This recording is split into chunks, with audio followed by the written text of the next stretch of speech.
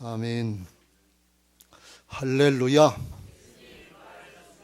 그렇습니다. 주님이 부활하셔서 오늘도 우리 예배 가운데 말씀으로 성령으로 함께 하실 줄로 믿습니다. 4층에 계신 분들 같이 우리 2층에 계신 분들하고 손들어서 같이 응답하는 할렐루야 한번 하겠습니다. 할렐루야. 그래요. 가정에 계신 분에게도 동일한 은혜가 있게 되시길 주의 이름으로 축원합니다. 할렐루야. 오늘 우리가 누가복음 6장 27절부터 37절까지의 말씀을 같이 보았습니다. 이 말씀을 가만히 읽어보면 우리가 어떻게 이렇게까지 신앙할 수 있겠나 하는 그런 염려가 먼저 앞을 가립니다. 원수를 사랑하고 너희를 미워하는 자를 선대하며 저주하는 자를 위해서 축복하고 너희를 모욕하는 자를 위해서 기도하라, 중보하라 그래. 너희 뺨을 치거든 젖뺨도 돌려대고 네 겉옷을 빼앗는 자에게 속옷까지 벗어주라고 합니다. 내게 구하는 자에게 주며 네 것을 가져가는 자에게 다시 달라고 하지 말아라. 그래서 이렇게 하려면 뭐 어떻게 해야 되나, 도무지 계산이 안 되는 그런 심정입니다. 그런데 이게 복음이고 우리에게 허락하시는 말씀이고 신앙을 어디까지 해야 되는가 하는 것을 우리에게 깨우쳐 줍니다. 그걸 우리가 잘 깨닫고 말씀을 잘 붙잡게 되시길 주의 이름으로 축원합니다. 성경의 말씀에 보면 초대교인들은 이렇게 실제로 한 신앙의 증인들이 있어요. 스데반처럼 돌에 맞아 죽어가면서도 저들이 알지 못합니다. 저들을 용서해 주옵소서 하면서 예수님이 하셨던 말씀을 했던 그런 사람도 있고, 사도들은 모두가 다 순교하면서 믿음을 지켰던 그런 믿음의 증인들이고, 오늘날도 공산권이나 회교권이나 북한 같은 데서는 목숨 걸고 신앙하는 것을 볼 수가 있습니다. 정말 그렇습니다. 거기에서 전도하려고 하는 사람들은 진짜 목숨 내놓고 하는 거지, 이건 생명적인 가치관을 가지고 하는 것이지 어떤 물질적인 가치관, 세상에 뭘 조금 얻으려고 하는 그런 거하고는 전혀 다른 신앙을 하고 있는 것을 볼 수가 있습니다.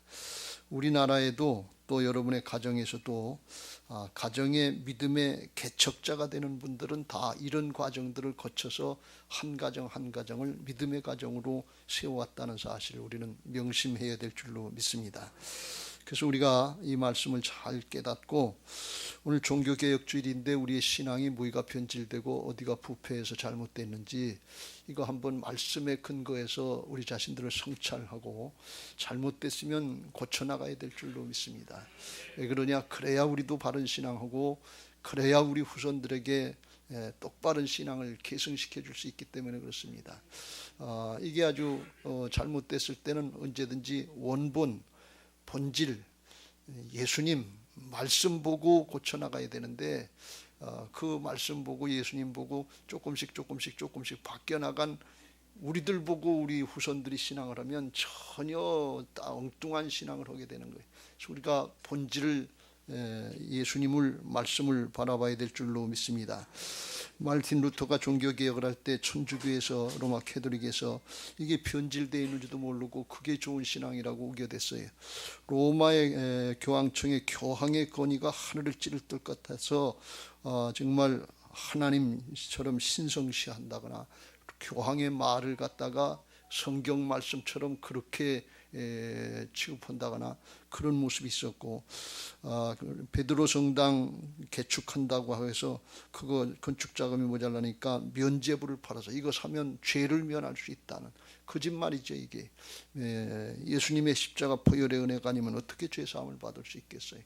면죄부를 팔아서 면죄부를 사고 헌금을 거기다 넣는 순간 천국에서 죄가 싹 사라진다. 그건 어떻게 만들어낸 거짓말인지 거기에 그런 거짓말도 했고, 또 사람의 행위를 중시 여겨서 공로사상이라 하는 것에서 사람의 의를 강조하는 것 같은 율법적인 신앙, 자기의 의를 나타내는 이런 것들을 강조했고, 예수님의 어머니 마리아는 하나님의 어머니다 그래서 마리아를 신격화시켜서 죄가 없다 그래서 신격화시켜서 숭배하려고 하는 이런 잘못들을 오늘날도 사실 많이 하고 있습니다. 로마 캐톨릭의 이런 잘못된 모습을 보고 캐톨릭 신부였던 마르틴 루터가 보니까 이건 성경을 보니까 전혀 아니더라 그랬어요. 로마 교황청이 영적인 지도자이기만 하지만 그 말이 성경 말씀, 하나님의 말씀은 아니다. 그래서 오직 성경, 오직 말씀으로만 된다. 그게 오직 성경이란 뜻이고, 면죄부나 이런 거 사가지고 되는 것이 아니고 예수 그리스도를 믿는 오직 믿음 가지고 구원받는다. 오직 믿음, 자기의 사람의 행위 이런 거 공로사상 이런 거 가지고 되는 것이 아니고 오직 하나님의 은혜로 된다 말이지. 그래서 오직 성경, 오직 믿음, 오직 은혜, 이 캐치프레이즈 걸고 1517년 10월 31일에 비텐베르크 성당에다가 95개 조항의 반박문을 붙였어요. 그때부터 이제 싸움이 일어났고 종교 개혁이 일어났던 거예요. 그 반박문을 붙였는데 이게 항의문이다. 그래서 프로테스트했다. 항의를 대항하는 사람들이다. 그래서 프로테스탄트 그랬는데 이게 개신교를 얘기하는 겁니다. 잘못된 거에는 대적해서 싸워서 영적으로 이겨나가야 될 줄로 믿습니다. 그냥 그렇게 거기서 수그리고 있으면 안 돼. 하나님의 말씀, 진리에 대해서는 우리가 자기를 쳐서 마땅히 복종해야 되지만 그렇지 않고 죄악은 영적인 싸움을 싸워서 이겨나가는 영적인 싸움에 그리스도의 군사들이 되어야 될 것이고 승리자가 되어야 될 줄로 믿습니다. 오늘 우리가 그렇게 하려고 하면 말씀에서 우리에게 요구하시는 것이 뭔지, 성경은 어떻게 우리에게 신앙하라고 말씀하시는지 이걸 잘 깨닫고 그걸 붙잡고 영적인 싸움을 싸우고 승리해야 될 줄로 믿습니다. 그렇게 하려면 어떻게 되냐? 오늘 성경의 본문의 말씀에 근거해서 말씀을 드리면, 먼저 우리의 심령의 마음밭이 하나님 나라 원리를 따르는 하나님 나라의 천국 복음을 담을 수 있는 세부대가 되어야 될 줄로 믿습니다. 인간의 지식이나 세상의 원리, 논리가 아니에요. 하나님이 어떻게 우리를 만들어 놓으시고 어떻게 말씀하시는지 그게 중요합니다. 하나님 나라의 원리는 영생의 원리고 사랑의 원리예요. 인간적인 목숨의 원리도 아니고 뭐 물질적인 가치관도 아니에요. 그래서 영원한 생명적인 가치관에 근거해서 그 생명의 근원인 사랑으로 할 수 있도록 우리를 만들어 주신 것을 믿고 그 마음으로다가 말씀을 받고 우리가 순종해야 될 줄로 믿습니다. 누가복음 5장 37절 뒤에 예수님이 이렇게 말씀합니다. 새 포도주를 낡은 가죽 부대에 넣는 자가 없나니 만일 그렇게 하면 새 포도주, 새 복음이 부대를 터뜨려 유대교 같은 율법적인 신앙을 터뜨려서 포도주가 쏟아지고 부대도 못 쓰게, 양자가 다 못 쓰게 된다. 그런 말씀이.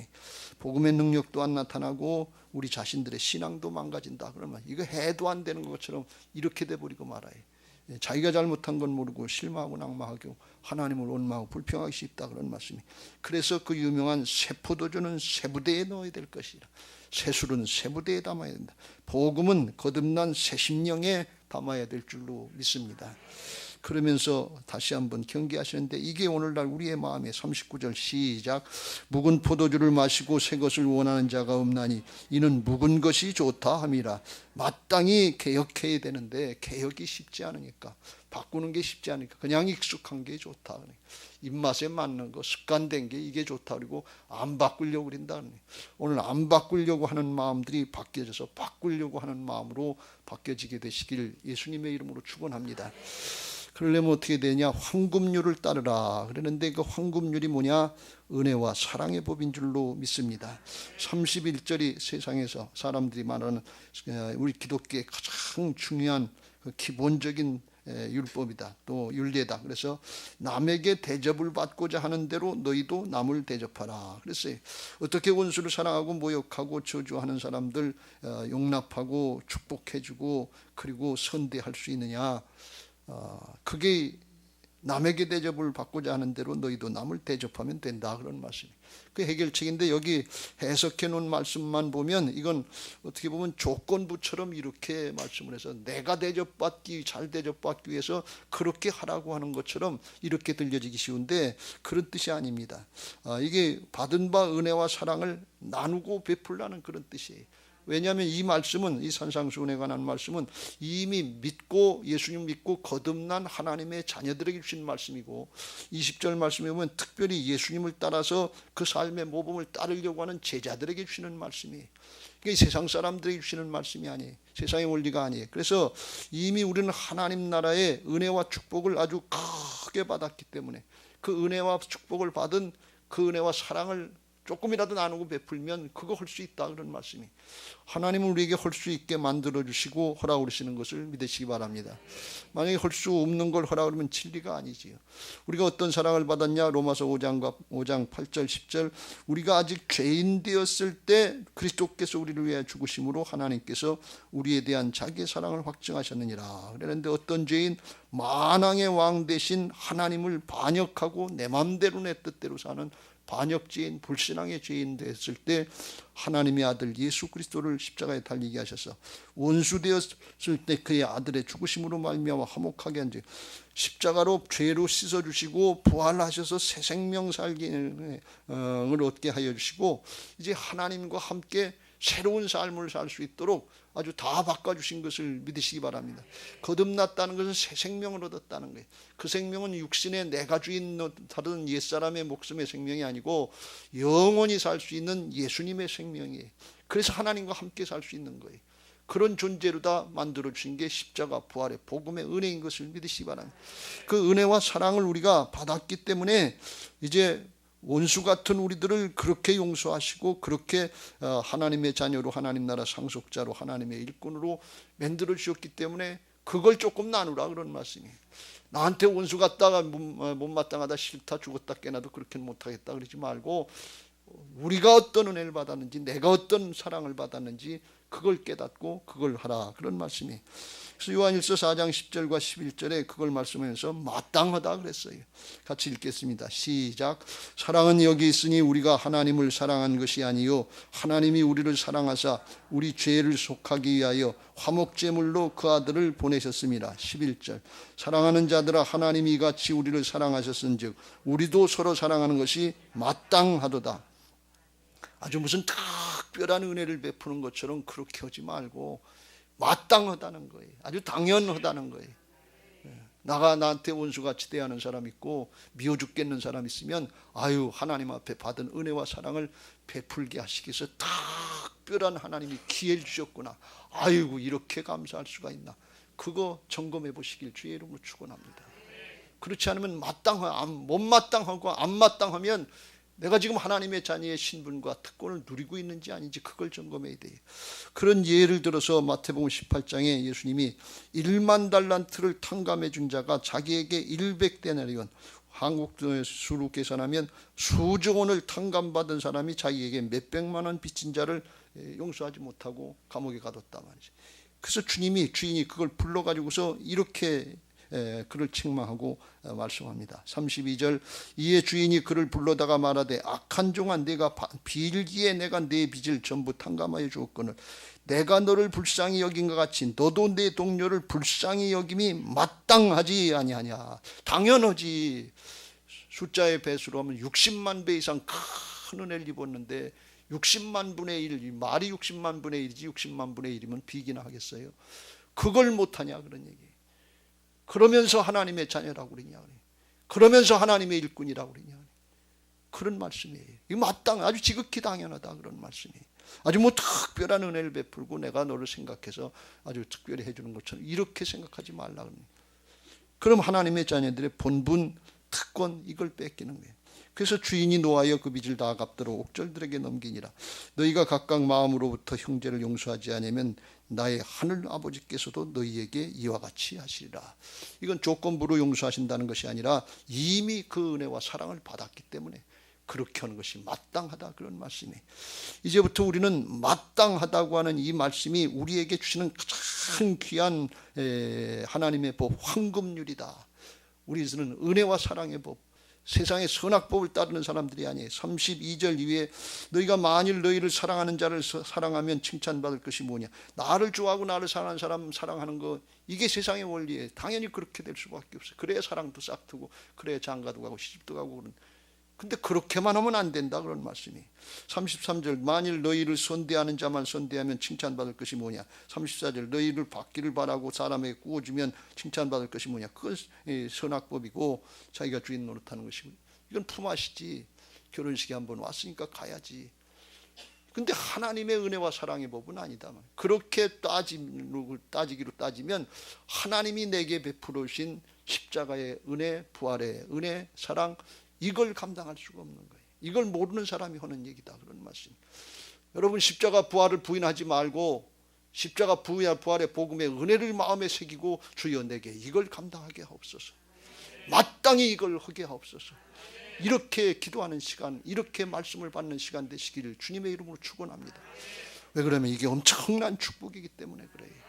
이거 괜히 하라고 그러는 게 아니에요. 나중에 그걸 말씀드리겠습니다만 이게 복음적인 신앙인 줄로 믿습니다.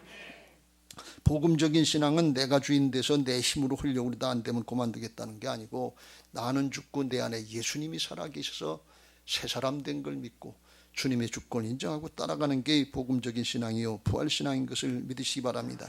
그래서 마태복음 19장 26절에 예수님이 그랬으며 사람으로는 할 수 없다. 이 사람으로는 안 돼요. 죽었다 깨나 죽으면 죽었다 깨나 그야말로 죽어도 난 그렇게 못하겠다. 그런데 자기가 죽고 자아가 죽어야 이게 돼요. 죽지 않으면 안 돼요. 그런 역사를 보는 거예요. 사람으로는 할 수 없으나 하나님으로서는 다 하실 수 있느니라. 내 안에 주인 되신 주님이 주인 되시면 나를 통해서 행하시는 역사가 있게 될 줄로 믿습니다. 그걸 갈라디아서 2장 20절에 복음의 핵심을 내용을 이렇게 바울을 통해서 증거해 주고 있습니다. 같이 읽겠습니다. 시작.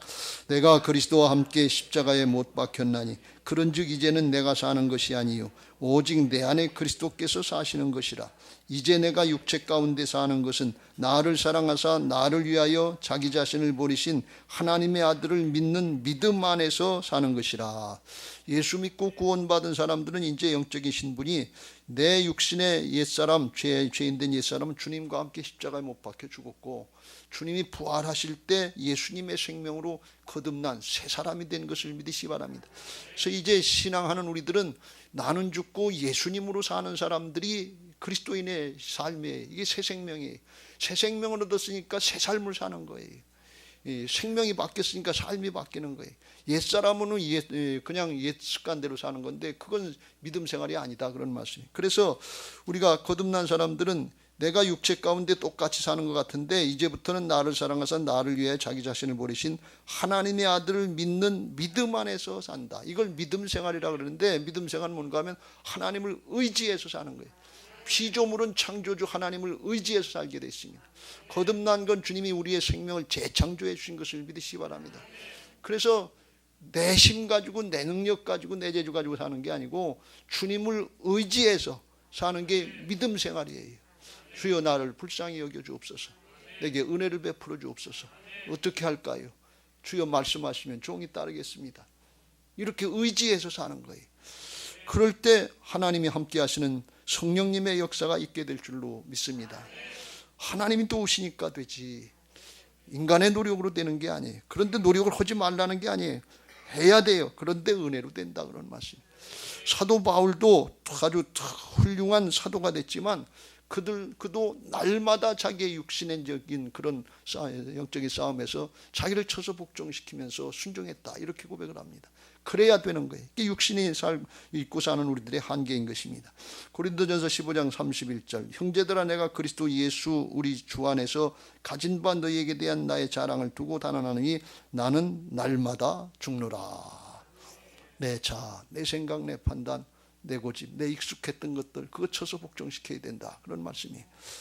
조하문 목사님이라고 저는 잘 몰랐던 분인데 1980년대에 MBC 대학가요제에서 1등을 했대요. 그리고 가수가 돼서 가요 톱10에 1등을 했대요. 그리고 인기가 아주 하늘 찌를 했는데 그런데 그때는 잘 알려지지 않았던 공황장애가 자기한테 왔다는 거예요. 그래서 두렵고 떨리고 사람이 있는데 가질 못하고 아주 심해가지고 몇 걸음 가면 숨이 막혀서 걷질 못할 정도로 그렇게 심했대요. 그래서 이 가요 톱10에서 1등 했는데 그 자리를 나가질 못했다는 거예요. 이유도 밝히지 못하고 그때 당시에는 그거 미쳤다고 그럴까봐 정신병이라고 그럴까봐 그래서 오해를 받고서 그 다음부터 뚝뚝뚝뚝 떨어졌다는 거예요. 근데 공황장애가 왔는데 인기 명예 그런 것도 있었지만 자기 아버지하고 관계에서 아버지가 아주 엄한 분인데 맞고 자랐다는 거예요. 그런 것들이 쌓여서 이 공황장애처럼 이렇게 왔다는 거예요. 그러다가 이제 해결을 못하고 끙끙끙 하는데 누가 성경 말씀을 읽어보라고 그러더래요. 특별히 요한복음 읽어봐라 그러더래요.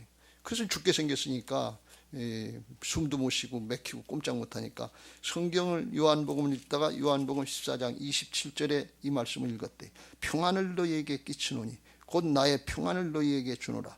내가 너희에게 주는 것은 세상이 주는 것 같지 아니하니라. 너희는 마음에 근심하지도 말고 두려워하지도 말라. 이 말씀을 읽는데 성령이 감동하신 거예요. 막힌 것이 뚫어지면서 하나님의 평강이라는 게 있구나. 이게 하나님이 주신 은혜가 있구나. 그걸 깨달은 거예요. 그리고 자기 표현에 의하면 그 말씀이 호수 같고 자기가 그때부터 말씀에 빨려 들어가더라는 거예요. 그래서 2, 3년 동안 성경 보면서 그냥 그 말씀 안에서 살았다는 거예요. 말씀이 통해서 성령의 역사하시면서 할 것 같고 그걸 벗어나면 죽을 것 같고 그렇게 하면서 이제 신학도 하고 깨닫고 그러는데 나중에 결정적으로 자기 아버지 이제 기도하는 중에 어렸을 때 젊었을 때 북한에서 내려오면서 고생했던 그 환상을 보여주시더래 하나님. 그리고 보니까 자기는 어렵지 않고 힘들지 않게 살았는데 아버지가 왜 나한테 힘들게만 했나 그랬는데 아버지는 그렇게 어렵고 힘든 삶을 사는 걸 그걸 깨닫고 아버지가 불쌍히 여겨지더라는 거예요. 내가 아버지 젊은 시대를 몰랐구나. 아버지는 맨날 아버지인 줄 알았는데 그게 아니구나.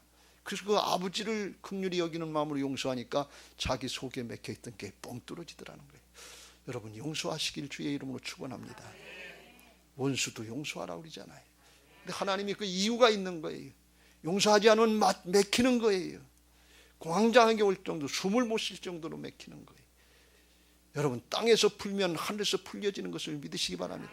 하나님이 은혜를 주셔야지. 그 이전에 하나님이 이미 은혜를 다 주셨어요. 하나님의 자녀로 상속자로 살 수 있도록 은혜를 주셨어요. 우리가 풀면 하늘에서 풀리는 거예요. 하나님의 축복의 통로를 내가 막아놓고서 안 된다고 그러지 말고 땅에서 풀면 될 줄로 믿습니다. 그래서 이 조화문 목사님이 그때 깨닫고서 이제 은혜가 받고 그래서 신학을 하게 됐고 신앙도 하고 사역도 하게 되는데 그런데 문제는 뭔가 하면 다 치료받았는데 아침에 일어나면 육신의 본능에서 오는 두려움, 염려, 근심이 또 떠오른다는 거예요. 그래서 견딜 수가 없다는 거예요. 그래서 매일 일어나면 목회를 하고 사역을 하는데도 불구하고 그 사모님과 같이 일어나자마자 30분 내지 1시간 동안 하나님 내게 이 육신의 옛사람에 얽매이지 않고 이 사단이 방해하는 거 물리치게 하옵소서. 거듭난 새 사람으로 하나님의 자녀로 은혜와 특권을 누리게 하옵소서. 주님의 은혜와 평강을 누리게 하옵소서. 이걸 간절히 기도하고 한 30분 내지 1시간 동안 기도하면 성령께서 감동하셔서 그래서 마음을 바꿔주시고 기쁨 있게 하시고 감사하게 하시고 담대하게 하셔서 하루하루를 신앙을 하고 사역을 하면서 이겨나갈 수 있게 하신다는 거예요. 이게 날마다 죽노라고 하는 심정이에요. 여러분 믿었다고 거저되는 거 아니에요. 노력을 해야 돼요.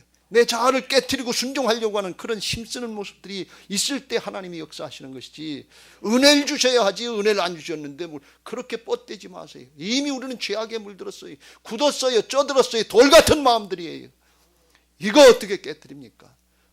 하나님은 강제로 오시는 분이 아니라 인격적인 하나님이시라서 우리가 그 길로 들어가려고 할 때 그때 하나님이 성령으로 역사하시는 것을 믿으시기 바랍니다.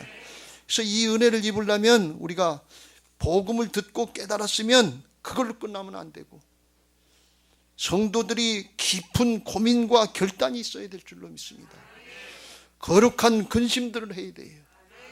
말씀을 들으면 말씀이 조명을 시켜줘서 우리 자신들을 볼 수 있잖아요. 그러면 내 인생 이렇게 끝낼 것인가? 내 신앙 이렇게 끝낼 것인가? 내 사역 이렇게 끝낼 것인가? 고민을 해야 돼요. 돌이키려고 하는 마음들이 있어야 돼요. 하나님 앞에 하나님이 내게 맡겨주신 은사와 달란트들이 많은데 이거 그냥 선용하지 못하고 묻어뒀던 악하고 게으른 종처럼 이렇게 끝낼 것인가? 아니면 하나님 앞에 착하고 충성된 종으로 쓰임받을 것인가? 여전히 세상을 더 사랑해서 조금 더 하면서 세상을 따라갈 것인지 주님을 사랑하고 말씀을 사랑하면서 주님 따라갈 것인지 거룩한 근심들을 해야 돼요. 그리고 결단하고 돌이켜야 될 줄로 믿습니다. 그 과정 없이 그냥 저절로 될 것으로 생각하면 스스로 지는 거예요. 사단에게 속고 있는 거예요. 이미 사단에게 마음을 뺏기고 속고 있는데 그 상태로 가만히 있으면 그냥 지는 거지요. 그렇게 하면 안 된다 그런 말씀이. 고린도서 7장 10절에 바울을 통해서 이렇게 말씀합니다. 시작. 하나님의 뜻대로 하는 근심은 후회할 것이 없는 구원에 이르는 회개를 이루는 것이요 세상 근심은 사망을 이루는 것이니라. 근심이 두 가지가 종류가 있는데 하나님의 뜻대로 바로 살려고 하는 근심, 거룩한 근심, 갈등, 이건 회개를 이루게 한다. 하나님께로 방향을 돌리게 하는 게 거룩한 근심인 것을 믿으시 바랍니다. 염려하고 근심했는데 그대로 산다. 이건 세상 근심이에요. 자기 멋대로 가고 세상 따라가는 거니까. 이건 근심이 아니에요. 사단에게 속는 거지. 거룩한 근심을 해야 될 줄로 믿습니다. 요한계시록에 보면 두 가지 종류의 교회를 말씀하고 두 가지 종류의 신앙을 말씀하는데, 고난도 있고 핍박도 있고 마지막 때 어렵고 힘들 때가 우리에게 지금 당했는데, 그때 우리가 어떻게 신앙해야 될 것인지, 눈에 보이는 현상만 가지고 탓하고 끝날 것인지, 하나님 앞에 바른 신앙을 가야 될 것인지, 우리가 거룩한 근심들을 하고 결단하고 돌이켜야 될 줄로 믿습니다. 서문학교회는 어렵고 힘든 교회였는가 왜? 그런데 믿음 지키는 거예요. 내가 네 환난과 궁핍을 알거니와 실상은 내가 부여한 자니라. 자칭 유대인이라 하는 사람들이 비방도 하고 핍박도 하는데 내가 믿음 지켰다 그런 말이에요. 환난, 궁핍, 현실의 육신적인 모습인데, 그런데 영적으로 하나님이 보실 때 하나님 나라 차원에서는 부여한 자다 그런 말씀이에요. 그런데 3장 17절에 보면 라오디아 교회는 부자였어요. 넉넉했어요. 조금만 해도 많이 하는 것처럼 그렇게 보였어요. 그래서 그들은 생각하기를 나는 부자라, 부유하여 부족한 것이 없다. 그런데 영적으로는 부패해서 양다리 걸치고 있어서 썩고 부패해서 곤고한 것과 가련한 것과 가난한 것과 눈먼 것과 죄악에 다 노출되어 있는 거, 이걸 알지 못한다는 게, 깨우쳐줘도 듣지 않고 회개하려고 돌이키지 않는다는 게, 거룩한 근심을 안 한다는 거예요. 이거 왜 그렇게까지 할 필요가 뭐 있어. 그냥 이 신앙 편하고 쉽게 해야지. 신앙하고 이 교회 오면 좀 편하게 해주고 안식을 하게 해줘야지. 왜 힘들게 해? 아니에요. 이미 썩고 부패했어요. 세상의 것에 죄악에 물들어 있어요. 이거 우리가 성찰해야 될 줄로 믿습니다. 거룩한 근심을 하고 세상에 부여하다 하는 세상의 부여자로, 육신의 부여자로 이걸로 방향을 맞추고 바벨론 성으로 향해서 갈 건지, 하나님 나라의 영적인 부여자가 돼서 하늘나라의 부자가 돼서 정말 여기 땅에서 어렵고 힘들어도 믿음 지킬 것인지, 이걸 우리가 결단하고 하나님 앞에 회개하는 방향을 정해야 될 줄로 믿습니다. 그리고 우리가 깨달았으면 그를 순종하기 위해서 치러야 되는 대가, 기회비용, 이거 감당해야 될 줄로 믿습니다. 그냥 저절로 되는 게 아니에요. 그 비용을 감당해야 돼. 경영하는 사람들이 회사에서 기회비용이라고 하는데, 뭘 얻으려면 거기에 따른 희생, 헌신, 투자, 이게 있어야 되는 것이지 아무것도 안 하고 저절로 웃기를 바라는 거, 그게 아니다 그런 말씀이. 예수님은 누가복음 14장에서 그 비유를 이렇게 말씀합니다. 너희 중에 누가 망대를 세우고자 할진대 자기의 가진 것이 준공하기까지 족할는지 먼저 앉아 그 비용을 계산하지 아니하겠느냐. 그렇지 아니하여 그 기초만 쌓고 능히 이루지 못하면 보는 자가 다 비웃어 이르러 이 사람이 공사를 시작하고 능히 이루지 못하였다니라 하면서 비웃음 당한다.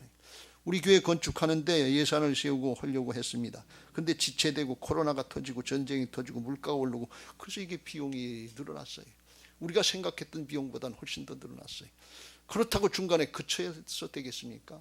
감당해야지요. 여러분, 저는 담임 목사로서 어렵고 힘들 때 여러분들이 하나님의 성전 건축을 위해서 특별히 내 집 마련도 못 하셨는데 하나님의 집을 건축하기 위해서 우리의 신앙의 후배들에게 믿음의 성전을 마련해 주기 위해서 헌신하고 봉사하는 성도님들에게 중심으로 감사드립니다. 하나님 나라에 쌓여질 줄로 믿습니다. 우리가 이거 감당해내야지요. 저는 하나님이 우리 교회 이거 감당할 수 있는 능력을 성도님들에게 주셨다고 봅니다. 믿음으로 감당하면 하게 하실 줄로 믿습니다. 어렵고 힘들어요. 그런데 우리가 방향을 보고 결단해야 돼요. 주님은 33절에 이렇게까지 말씀하십니다. 이와 같이 너희 중에 누구든지 자기의 모든 소유를 버리지 아니하면 능히 내 제자가 되지 못하리라. 이건 뭔 말씀인가 하면, 소유를 무조건 버리라는 것이 아니라 하나님 나라의 생명의 가치를 위해서 쓰임 받으려면 양보할 건 양보하고 따라가야 된다 그런 말씀. 생명적인 가치관으로 결정되지 않으면 양보를 못해요. 그런데 생명이 소중한 걸 알면 양보하고 따라갈 때 주님의 제자가 되고 참된 그리스도인들이 되게 하실 줄로 믿습니다.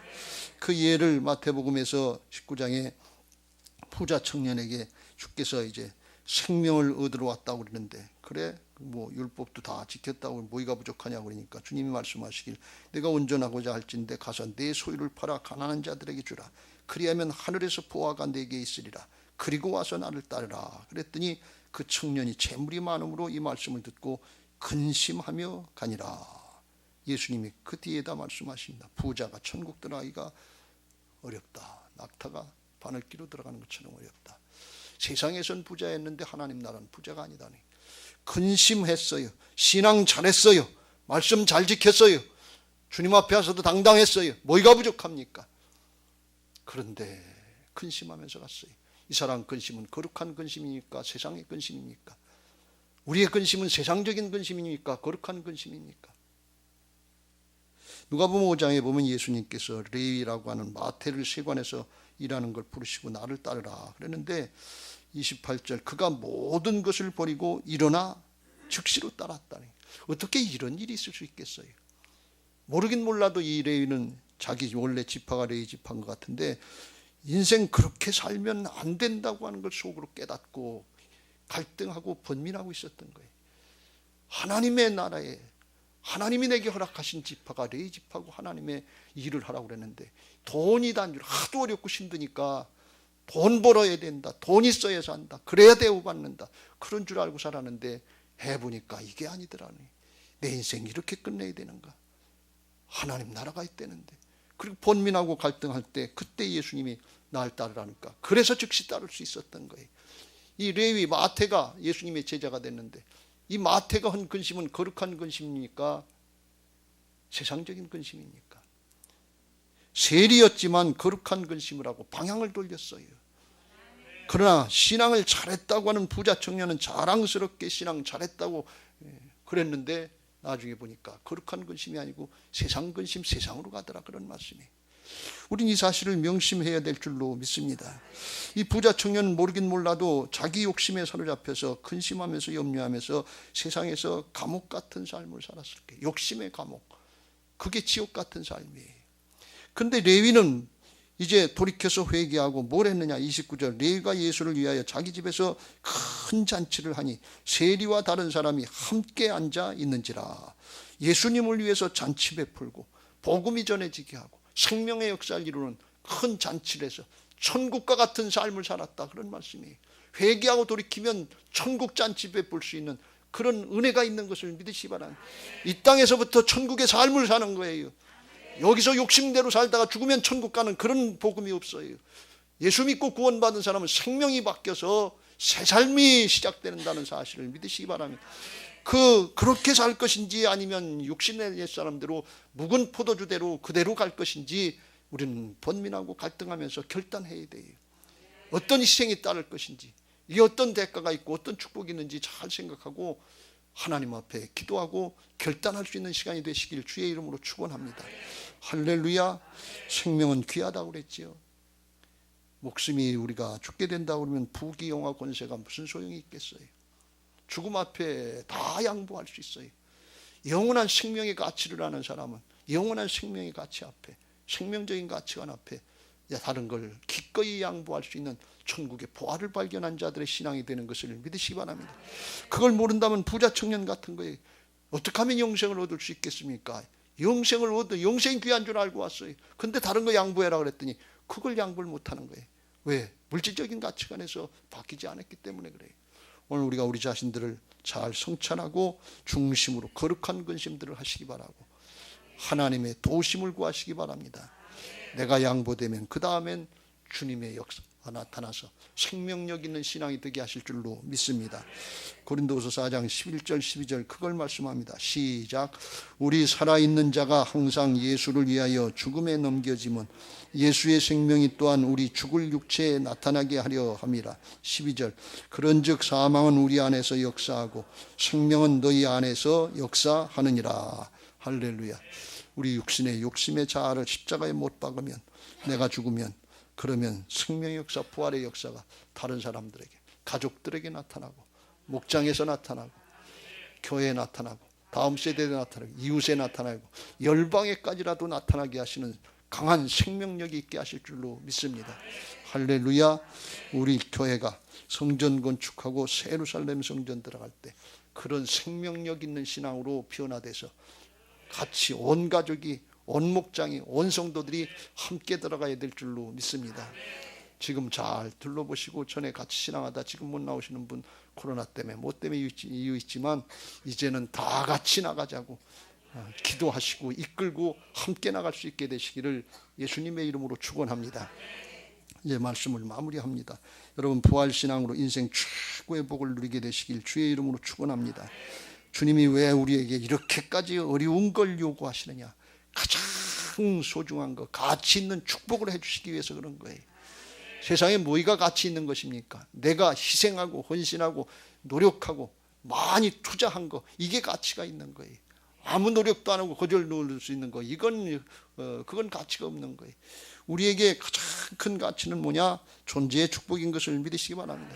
있다가 없어질 거, 놓고 갈 거, 이게 중요한 게 아니고 하나님의 자녀의 존재의 축복을 누리게 하시기 위해서 이렇게 말씀하시는 거예요. 35절 오직 너희는 원수를 사랑하고 선대하며 아무것도 바라지 말고 구워주라. 그리하면 너희 상이 클 것이요. 큰 상 주는데 그 삶이 뭐냐? 지극히 높으신 이의 아들이 되리니 그는 은혜를 모르는 자와 악한 자에게도 인자하니라.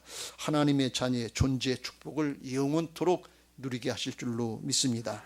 사도 바울은 로마서 8장 17절 18절에서 이걸 이렇게 다시 말씀합니다. 시작. 자녀이면 또한 상속자 곧 하나님의 상속자요 그리스도와 함께한 상속자니 우리가 그와 함께 영광을 받기 위하여 고난도 함께 받아야 할 것이니라. 18절 생각하건대 현재의 고난은 장차 우리에게 나타날 영광과 비교할 수 없도다. 할렐루야. 하나님께로부터 왔다 하나님께로 돌아가는 인생이 우리의 일생입니다. 하나님께 설 때 가장 소중한 축복을 누린 사람은 하나님의 형상을 회복하고 하나님의 자녀답게 살고 가는 사람입니다. 세상에 성공했냐 출세했냐 뭘 더 많이 가졌냐 하나도 중요하지 않아요. 한번 왔다 가는 인생들의 모범을 우리는 우리 선조들로부터 성경의 예로부터 너무 많이 봤잖아요. 더 이상 속지 말고 말씀 붙잡고 하나님께로 방향을 돌리시길 주의 이름으로 축원합니다. 그 방향 돌릴 때 그때 현재 고난이 있어요. 자기를 양보하고 부인해야 되는 그런 아픔들이 있고 헌신과 희생이 따를 수 있어요. 그런데 영원한 축복으로 보장된다는 사실을 믿고 이걸 결단하고 따를 수 있는 믿음의 사람들 되시길 주님의 이름으로 축원합니다. 또 어떤 축복을 하시느냐? 38절 주라 그리하면 너희에게 줄 것이니 곧 후이되어 누르고 흔들어 넘치도록 하여 너희에게 안겨주리라. 아주 넘치도록 안겨주기 위해서 이걸 하라고 그러는 거예요. 근데 주라 그러면 우리는 흔히 물질을 생각하고 세상의 걸 생각해서 하나님이 나한테 뭘 주신 게 있어야 나눠주지 이렇게 생각하는데 주님이 주라고 하시는 건 물질이 아니에요. 물질 조금 줬다고 그것 때문에 사람 바뀌지 않아요. 뭘 주라고 그러냐면 사랑을 주라는 거예요. 사랑해 주라 그런 얘기, 용서해 주라 그런 말씀이, 선대해 주라 그런 말씀, 은혜를 나누라 그런 얘기, 복음을 나눠줘라 그런 말씀. 나만 구원받고 끝나지 말고 왜 자식들에게까지 못 나눠줍니까? 나눠주라 그런 말씀. 복음을 나누고 은혜를 나누고 사랑을 나누고 줄 게 너무나 많아요. 기쁨을 나누고 축복을 나누고 줄 게 너무 많아요. 그러고 보면 우리가 얼마나 인색한 겁니까? 얼마나 꾸리고 앉아 있는 겁니까? 이거 나눠주면 나눠줄수록 우리의 마음에 이 욕심으로 가득 찬 자리들이 비워지기 시작해요. 욕심으로 가득 찬 죄악의 자리가 비워지면 거기 성령이 채워지시는 거예요. 성령이 채워지면 사랑이 넘치게 되고 사랑이 넘치면 기쁨이 넘치게 돼서 기쁨이 충만하게 되는 거예요. 내가 이것을 너희에게 이루면 내 기쁨이 너희 안에 있어 너희 기쁨을 충만하게 하려 함이라. 내가 너희를 사랑한 것 같이 너희도 서로 사랑하라. 그렇게 되게 돼 있는데 그냥 웅크리고 있으면 육신의 옛사람 죄악을 가지고 죄가 잉태한 즉 욕심이 잉태한 즉 죄를 낳고 죄가 장성한 즉 사망의 길로 가면서도 그걸 끝까지 붙들고 있는 게 내 것인 줄 알고 사단에게 속는 거예요. 주님이 그거 다 씻어주시고 새롭게 해주셔서 이제 사랑을 나누고 용서를 나누고 화해를 나누고 선대해주고 그러면서 복음의 역사 생명의 역사를 이루고 천하보다도 귀한 한 생명 한 생명을 구원해서 영원토록 그 은혜와 축복을 우리 교회에 쏟아 부어 주시려고 우리 목장에 쏟아 부어 주시려고 우리 가정에 쏟아 부어 주시려고 우리 자신들에게 넘치도록 쏟아 부어 주시려고 오늘 이 말씀을 하시는 줄로 믿습니다. 여러분 본질로 돌아가시길 주의 이름으로 축원합니다. 오늘 신앙의 개혁이 우리에게 일어나서 개혁된 심령으로 모두가 다 예루살렘 성전으로 들어가서 기뻐서 즐거워서 감사해서 신앙의 대를 이어가시기를 주님의 이름으로 축원합니다. 할렐루야. 이제 받은 말씀 기억하시고 그런